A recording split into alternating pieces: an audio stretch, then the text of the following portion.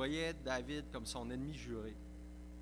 Et on va voir ensemble comment David va honorer Dieu, honorer Saül dans sa relation avec Saül et comment il se comporte. Fait que mettez votre doigt dans 1 Samuel 24 et je veux débuter par vous relire quelques versets dans Romains 12, puis qu'on puisse avoir ces versets-là un peu en arrière-pensée, puis de pouvoir regarder ce que David va faire et de l'analyser à la lumière de cette exhortation-là de Paul qu'on a reçue. Romains 12, 14 et 17 à 21. Bénissez ceux qui vous persécutent, bénissez et ne maudissez pas. Ne rendez à personne le mal pour le mal, recherchez ce qui est bien devant tous les hommes. Si cela est possible, dans la mesure où cela dépend de vous, soyez en paix avec tous les hommes. Ne vous vengez pas vous-même, bien-aimés, mais laissez agir la colère de Dieu, car il est écrit, c'est à moi qu'appartient la vengeance, c'est moi qui donnerai à chacun selon ce qu'il mérite, dit le Seigneur. Mais si ton ennemi a faim, donne-lui à manger, s'il a soif, donne-lui à boire, car en agissant ainsi, tu amasseras des charbons ardents sur sa tête. Ne te laisse pas vaincre par le mal, mais sois vainqueur du mal par le bien. Et quand on lit ce passage-là et on prend l'histoire de David et de Saül, c'est comme, on dirait que ces passages-là vont ensemble, main dans la main. Dans 1 Samuel 24, on va le lire ensemble. Je l'ai divisé en 3 parties où est-ce qu'on va voir comment David traite Saül. Et ici, on pourrait dire le titre que j'ai donné à cette partie du texte-là, versets 1 à 8, David traite Saül comme il le jugea bon. Ensuite, on va voir dans les versets 9 à 16 que David prend la parole et va placer des charbons ardents sur la tête de Saül, un peu en référence à Romains 12. Évidemment, David n'avait pas le livre de Romains à l'époque, mais nous, on l'a. Et dans les derniers versets 17 à 23, la réaction de Saül. Comment Saül va réagir au bien que David lui fait? On va commencer à lire à partir du verset 1 de 1 Samuel 24. De là, David monta vers les falaises d'En-Guédi, où il habita. Lorsque Saül fit de retour après avoir poursuivi les Philistins, on vint lui dire, David est allé dans le désert d'En-Guédi. Saül prit 3000 hommes d'élite, choisis sur tout Israël, et il alla à la recherche de David et de ses hommes jusque sur les rochers des Bouquetins. Il arriva à des parcs à brebis, qui étaient près du chemin. Là se trouvait une grotte, où il entra pour satisfaire un besoin naturel. David et ses hommes se trouvaient au fond de la grotte. Les hommes de David lui dirent, « Voici le jour où l'Éternel te dit, je livre ton ennemi entre tes mains. Traite-le comme tu le jugeras bon. » David se leva et coupa doucement le pan du manteau de Saül. Après cela, il sentit son cœur battre parce qu'il avait coupé le pan du manteau de Saül. Il dit à ses hommes, « Que l'Éternel me garde de commettre une telle action contre mon Seigneur, celui que l'Éternel a désigné par onction. » Dans vos versions peut-être, « loin de l'Éternel. » Qu'il me garde de porter la main contre lui, car il est celui que l'Éternel a désigné par onction. Par ces paroles, David arrêta ses hommes et les empêcha de se jeter sur Saül. Puis Saül se leva pour sortir de la grotte et continua son chemin. Donc ici, verset 1 à 8, David traite Saül comme il le jugea bon. Ici, c'est les paroles de ses amis qui sont autour de lui et qui disent, « Voici le jour où l'Éternel livre ton ennemi entre les mains. Vas-y, fais-y à la passe. » C'est là que ça se passe. Ne manque pas ton occasion. L'occasion est trop belle. Et David, dans son cœur, on l'apprend ailleurs dans les Écritures, qui avait un cœur selon le cœur de Dieu, décide de ne pas toucher Saül. Donc, malgré ses amis, ces gens de guerre qui l'excitent à passer à l'acte, David renonce. C'est ce qu'il juge bon de faire. Eux, ce qu'ils veulent, c'est la vengeance, c'est exécuter une justice sur Saül. David aurait été en droit. David avait déjà été choisi par l'Éternel pour être le nouveau roi. Il avait le droit d'être le roi. C'était son droit de ce que Dieu lui avait donné, mais David ne va pas se l'accaparer par ses propres moyens. David fait confiance à Dieu. Et quand on regarde, là, on ne fera pas tout l'historique, mais quand on regarde tout le mal que Saül a fait à David, David aurait pu être amer, David aurait pu être en colère, David aurait pu agir. Toutes les fois que Saül a essayé de tuer David, que ce soit en l'envoyant à la guerre, en l'envoyant tuer des Philistins pour avoir la main de sa fille, en essayant à 2 ou 3 reprises de le frapper avec sa lance alors que David lui jouait de la harpe pour le calmer. C'est fou, là, la méchanceté de Saül envers David. Et David décide, non, je ne mettrai pas la main sur Saül. Et David parle de Saül d'une manière bien spéciale. Il en parle comme étant son Seigneur, son Maître, son Roi. Il dit qu'il ne toucherait pas celui qui avait été choisi par Dieu, par onction. Dieu avait choisi Saül et David respectait le choix de Dieu. David respectait le statut de Saül. David n'a pas laissé cette inimitié entre lui et Saül venir embrouiller la vision de comment il voyait Saül. Et David juge bon de l'épargner. Ce qui est intéressant de voir aussi parce que David va l'épargner parce que c'est son roi. Ce serait un acte de trahison de tuer son propre roi, malgré que son roi le pourchasse pour le tuer lui-même. Mais premièrement, ce qui est le plus important dans le cœur de David et qui est un cœur selon Dieu, c'est qu'il ne peut pas. Il dit que ça serait inacceptable de commettre une telle action devant l'Éternel, devant Dieu, de tuer cet homme, commettre un aussi grand péché alors qu'il est vulnérable. Et ça m'amène à penser quand on est en conflit, quand peut-être on a des ennemis, on n'a peut-être pas des ennemis comme Saül qui engage 3000 hommes pour nous assassiner, mais des fois on peut avoir des conflits, mais est-ce qu'on perd de vue qui sont les personnes à qui nous faisons face, qui sont devant nous? Est-ce qu'on voit au-delà du conflit? Est-ce qu'on peut voir les personnes comme étant des êtres humains créés à l'image de Dieu? Des êtres humains créés à l'image de Dieu qui sont sous l'emprise du péché. Des gens, peut-être les gens dans le monde qui sont esclaves du péché. Est-ce qu'on est capable de les voir comme ça, de les voir comme Dieu les voit, comme étant des gens qui ont besoin de pardon, qui ont besoin de repentance? Et ça amène le conflit, ça amène la relation sur une toute autre perspective. Où est-ce qu'on serait en droit de se venger, d'exercer justice, de laisser aller et de faire confiance à Dieu par amour pour les personnes qui nous font du mal? Est-ce qu'on considère aussi que la personne de Dieu est au-dessus de nos circonstances et justement d'embrasser la vision de Dieu pour nos relations avec les autres? Et je donne un exemple ici, tu sais, c'est facile de regarder le monde. Et là, ici, je l'amène au niveau de le chrétien versus le monde, un peu comme David versus Saül, mais c'est facile de condamner, de juger, puis d'amener un jugement sur le monde parce qu'il laisse les drag queens lire des histoires dans les écoles ou dans les bibliothèques. Est-ce que ça, c'est bien? Non. Mais est-ce qu'on veut anéantir le pécheur avec son péché? Non, on veut que le pécheur soit sauvé par grâce. Donc, comment est-ce qu'on peut apporter la vérité? Et dans la vérité, il y a une notion de jugement, que Dieu va juger le péché, mais que Dieu offre son Fils pour racheter le pécheur. Est-ce qu'on peut être comme David, puis laisser nos émotions, laisser notre conflit de côté, puis s'imprégner de la vision de Dieu pour le monde et dire « Oh, attends un peu. Je vais agir d'une manière qui est différente. Je n'écouterai pas ceux qui, entre guillemets, me craignent alentour de moi pour que j'exerce justice, mais je vais agir différemment. Je vais agir selon le cœur de Dieu. » Et David prend la parole, versets 9 à 16. Il va parler à Saül. On va le lire ensemble. Peu après, David se leva et sortit de la grotte. Il se mit alors à crier à Saül. Et qu'est-ce qu'il va crier à Saül? Est-ce qu'il commence à lui crier des bêtises? Non, au contraire, il dit « Ô roi, mon Seigneur ». Saül regarda derrière lui, il vit David qui s'inclina le visage contre terre et se prosterna. David dit à Saül « Pourquoi écoutes-tu les propos de ceux qui prétendent que je cherche ton malheur?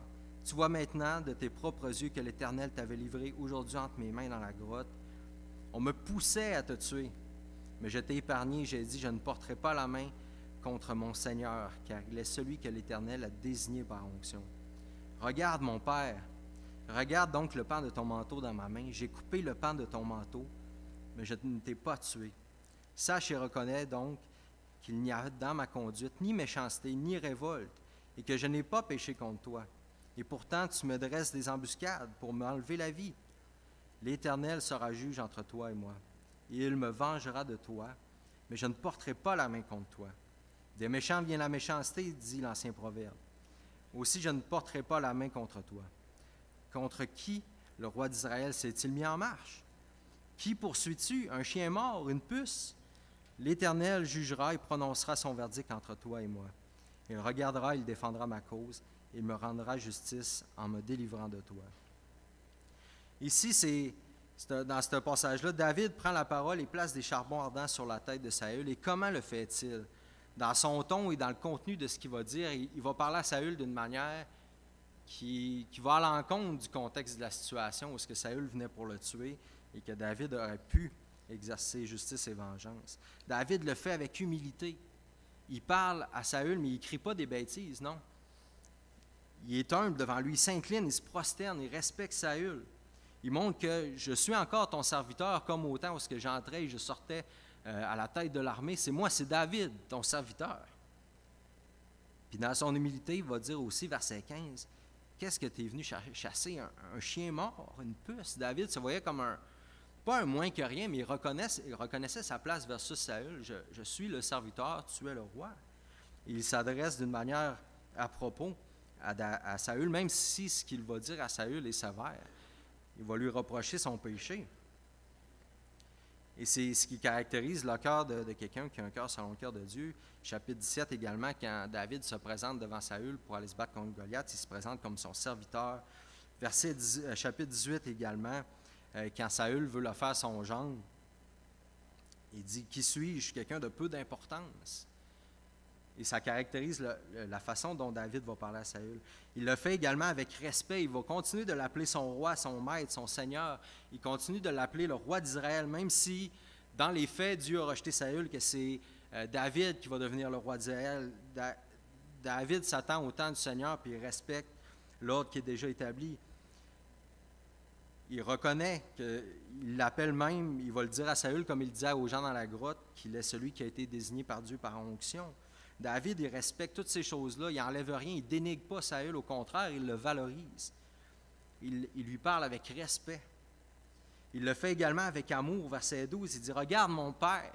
Et souvent, c'est facile, on se souvient de David et Saül comme ceux qui jouent au chien et à la souris. Là.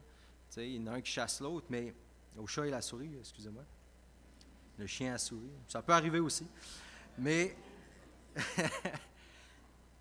Mais Saül, c'était pas juste le boss à David, là, dans le sens qu'il y a le roi, puis David était le général des armées, puis que là, il y a une chicane. Non, mais David était le meilleur ami de Jonathan, le fils de Saül. Et cette amitié-là débute immédiatement après la bataille contre Goliath.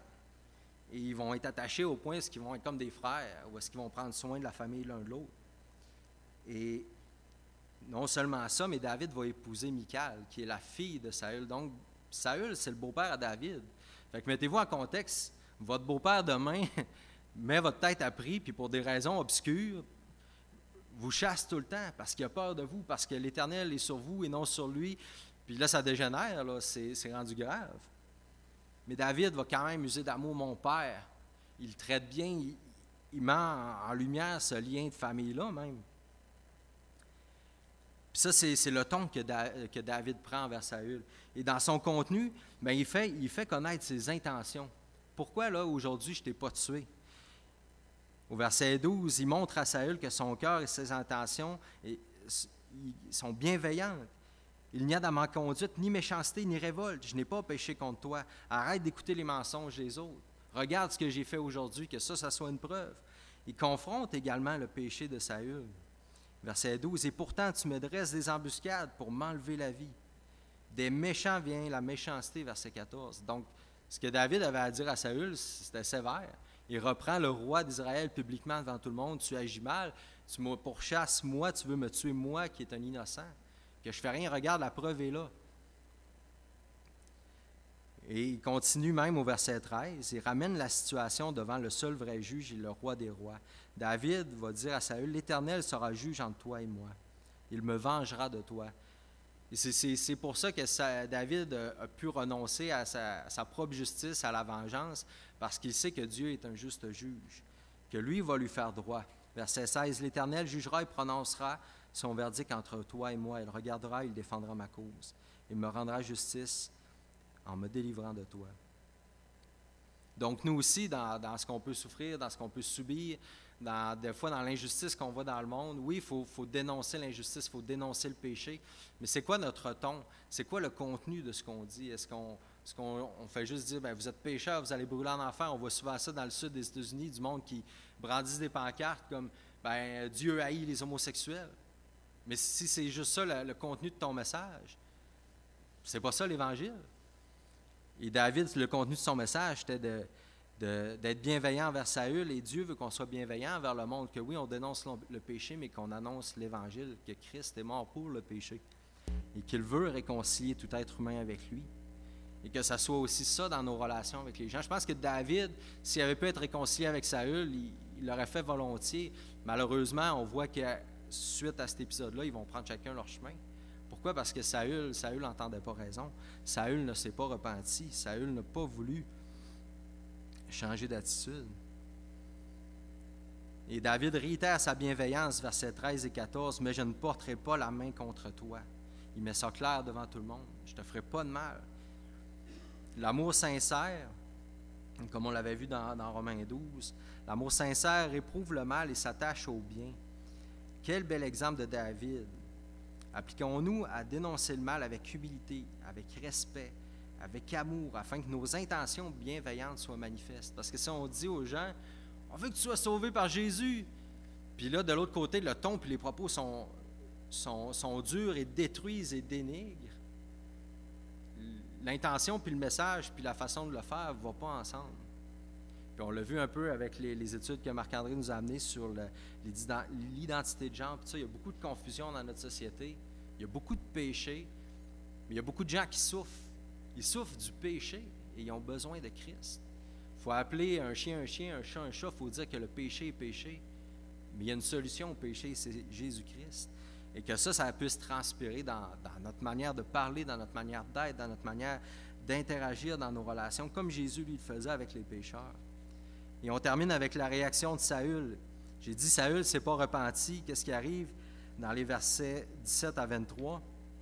Lorsque David eut fini d'adresser ses paroles à Saül, celui-ci dit, « Est-ce bien ta voix, mon fils David? » Et ici, j'ai de la misère à saisir le ton à Saül, mais j'ai l'impression, puis on le voit par la suite des choses, que son ton est un peu comme, pour utiliser un anglicisme, là, phoné, là, il fake là, le genre de tristesse ou de repentance, peut-être qu'il était vraiment triste, mais il ne se repent pas vraiment, il ne change pas vraiment d'attitude de cœur. Puis là, il dit, « Mon fils David », et Saül se mit à pleurer tout haut.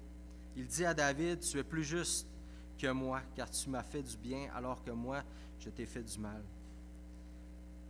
Et ici, ça ramène l'idée de mettre des charbons ardents sur la tête de quelqu'un. David, dans son action, dans ses paroles, dans ce qu'il fait à Saül, la réaction à Saül, c'est quoi? C'est de reconnaître que, « Wow, David, tu es juste. Tu es vraiment un homme selon le cœur de Dieu, tu m'as fait du bien. » Et ça l'amène à réaliser ces choses-là. Et on continue la lecture. « Tu démontres aujourd'hui la bonté avec laquelle, verset 19, tu agis envers moi, puisque l'Éternel m'avait livré entre tes mains, et tu ne m'as pas tué. Si quelqu'un rencontre son ennemi, le laisse-t-il poursuivre tranquillement son chemin? » Saül n'aurait certainement pas laissé David poursuivre tranquillement son chemin. « Que l'Éternel te récompense pour ce que tu fais pour moi aujourd'hui. Maintenant, je sais que tu régneras et que le royaume d'Israël tiendra solidement de tes mains. Jure-moi donc par l'Éternel que tu ne détruiras pas ma descendance après ma mort et que tu ne supprimeras pas mon nom de ma famille. » David en fit le serment à Saül, puis Saül retourna chez lui, et David et ses hommes regagnèrent leur retraite. Et on voit Saül qui est affligé, il pleure, il y a certainement de quoi qui se passe vraiment dans son cœur, mais on va voir au chapitre 26 que la même situation va se répéter, où est-ce que David aurait pu tuer Saül, il l'épargne, puis encore les larmes, mais l'attitude de Saül ne change pas. Saül en veut à David. Et Saül reconnaît que David est juste et il le témoigne au devant de tout le monde au verset 18. Et Saül va reconnaître, et c'est une des premières fois où est-ce que Saül va reconnaître publiquement que David est le roi d'Israël, que David va être le roi d'Israël. Et il y a comme un moment de clarté où il prend conscience de tout ça, mais il connaît toutes les choses, il sait tout ça, là. Il y a la tristesse, il reconnaît que lui, il a mal agi, il sait que c'est quoi la volonté de Dieu, mais il ne laisse pas son cœur changer. Il s'endurcit dans cette méchanceté contre David. Il ne veut pas changer parce que lui, il veut avoir le pouvoir, il veut avoir le contrôle. Et Saül, ce qui est intéressant, va faire confiance même à David, qui est son ennemi. Il va lui demander de ne pas anéantir sa postérité. Et David on pourra le voir lors de mon prochain message, mais il va prendre soin de la postérité de Saül. Il n'effacera pas le nom de Saül de sa famille. Parce que quand un roi entrait en pouvoir, souvent il éradiquait toute la famille de son adversaire pour être sûr qu'il n'y a personne qui cherche vengeance. Et David va faire le contraire. Quand l'Amalécite va venir voir David dans 2 Samuel 1, puis il va dire « J'ai tué Saül », David va exécuter cette personne-là, va dire « Tu n'avais pas d'affaire à tuer loin de Dieu ».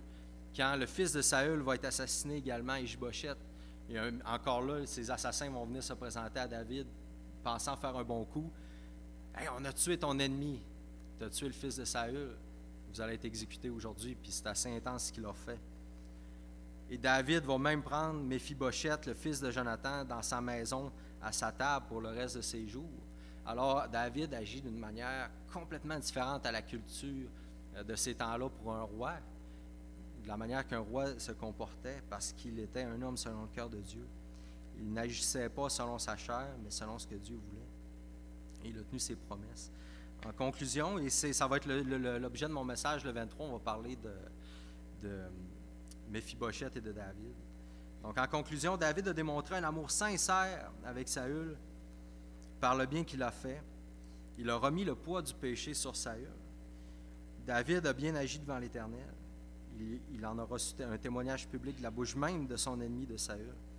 Est-ce que la relation de David et de Saül a été rétablie? Certainement pas. Mais David a fait ce qui était bon et bien devant l'Éternel. Il a dénoncé le péché tout en s'attachant au bien. Il l'a fait d'une bonne manière. Une manière qui a été constructive, une manière qui a été une bénédiction pour Saül. Il a aimé son ennemi et est un exemple à suivre pour nous tous dans cette matière. Prions ensemble. Seigneur Jésus, on veut te dire merci pour ces exemples que tu nous laisses dans ta parole qui sont incroyables, Seigneur.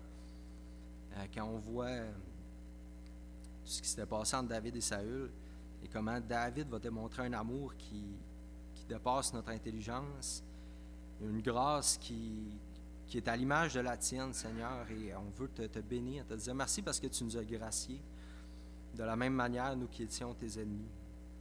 Et Seigneur, je te prie pour moi, je te prie pour mes frères et sœurs, lorsqu'on a des conflits, lorsque les choses ne se passent pas comme on veut, quand on est traité injustement, aide-nous à mettre la chair de côté, à te prier, à demander à ton esprit de nous aider à parler d'un ton qui communique une grâce, Seigneur, à parler d'une manière avec un contenu qui amène les gens à la repentance, Seigneur Jésus. Père éternel, sois avec mes frères et sœurs dans cette semaine et bénis-les et merci pour ta présence dans nos vies. Amen. Bon dimanche à tous. Donc, quand vous serez prêts, vous pourrez vous diriger vers le parc Rosaire-Gauthier pour votre pique-nique.